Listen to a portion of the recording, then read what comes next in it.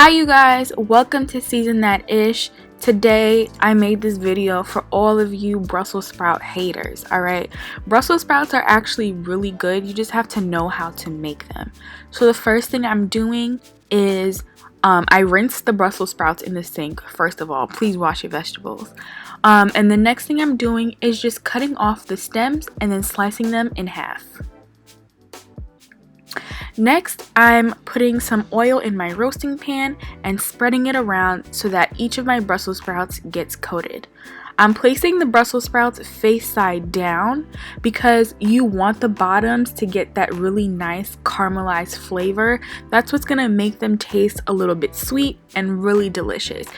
We are eating our vegetables in 2020, you guys. There's no excuse to not be eating vegetables. Alright, this stuff tastes really good and you're not even gonna realize that it's the Brussels sprouts that you've been used to. The next thing I'm going to do is spread some oil on top of the Brussels sprouts. I spread that around with my spoon just because I didn't feel like touching it with my hands, but you can obviously toss these around with your hands if you want to. Alright, so the next thing that I'm going to be doing is sprinkling some salt on top. We're not adding too many seasonings to this today because we're going to be dressing it with a bunch of stuff later.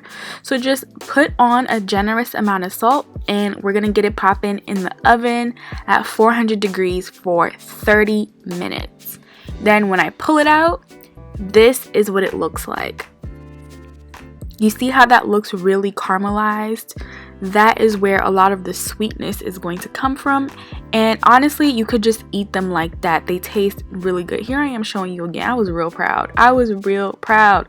Okay, so they're gonna taste really sweet just because we caramelize them like that, but to pop it off a little bit more, I'm going to drizzle a tiny bit of honey on top of there.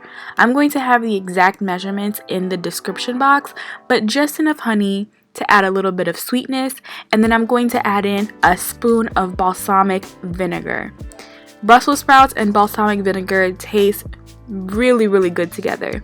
I added a little bit more, spread that around. Of course, like I said, exact measurements in the description.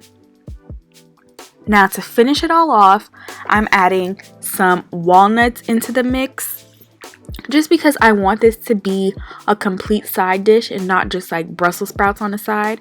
And then I added some dried cranberries to that too. You can also replace this with pecans. That would be delicious as well.